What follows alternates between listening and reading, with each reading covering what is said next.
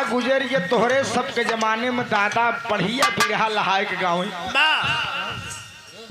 चाहे 30 रात लगातार गवावा कभी उनके आवाज में स्क्रेच नहीं आए मेरे दोस्त। इतनी मधुरता रही दादाजी की आवाज में, रियाजी और परहेजी रहन। दादा जब लड़कियन को बिरहा जमाए लड़कियन को उछर कूद के बिरहा जमाए ले खूब लाली लिपस्टिक दिखाई ये तो का लड़की है नजर आवत है। पागल भा गारू हमार बड़ा भाई है तू झगड़ा लगवावता दादा खड़ा हो तनिक देर में बिरहवा कुल बिगाड़ दे। दादा का अलग अंदाज रहा मेरे दोस्त। बिरहा जगत के कुंवर कन्हैया कहे गए। दादा खड़ा हो यह कुर्तवा टोकवा पकड़ के ऐठे जब कुर्तवा को टोकवा ऐठ ले तो कहा बिरहा सुने वाले मेरे दोस्त दास कहा था पेरा था जैसे खूंटा बिना चारा के भैंस पेरा था वैसे दुल्ही अपने दुल्हा के याद में पेरा था। दादा गाँव कैसे मास्टर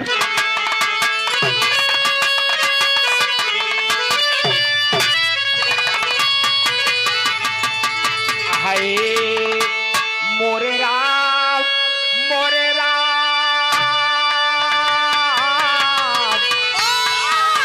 हे भोले जोगिया हो राम।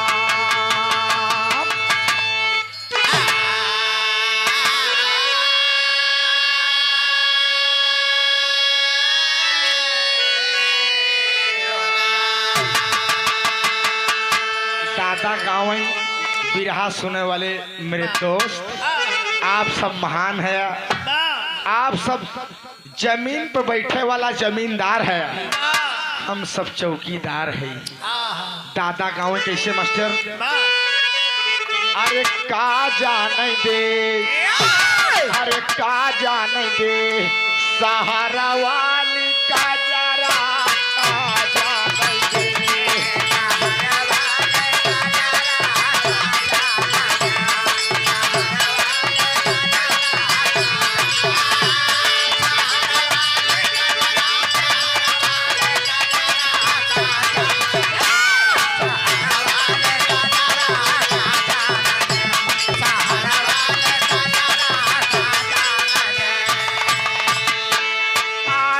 बलमुआ के पेड़ा मिठाई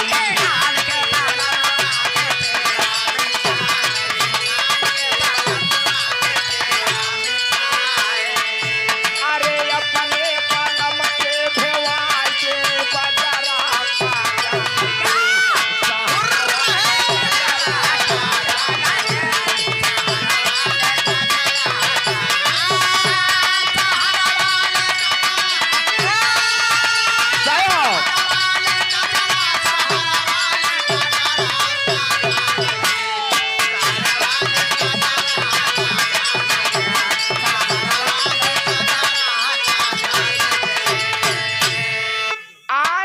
बलमुआ का पेड़ा मिठाई अपने बलम के भेवाई दे बजरा का जाने दे। मेरे दोस्त दूसरे के मेहरारू अपन लड़किया बड़ा नीक लागत थी।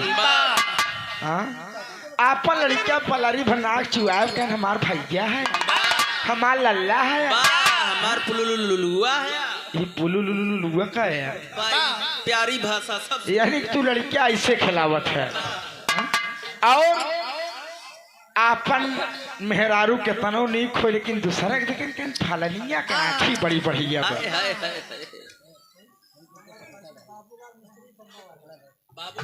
बलमुआ के से जा सुताव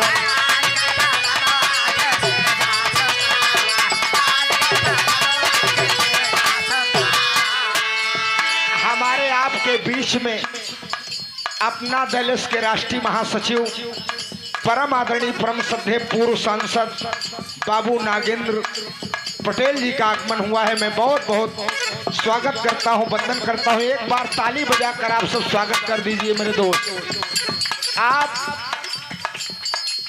सांसद के पद पर थे तब भी हमारे नेता थे और आज भी हम लोगों के नेता हैं। और जमीनी नेता आपके जैसा हम समझते हैं पूरे प्रयागराज में कोई नहीं है। कोई एक निमंत्रण दे दिया, चिट्ठी दे दिया तो नागेंद्र बाबूजी को किसी भी कीमत पर उसके दरवाजे पर पहुंचना है, चाहे अमीर हो चाहे गरीब हो। यही नेता की खासियत होनी चाहिए। आन के बलमुआ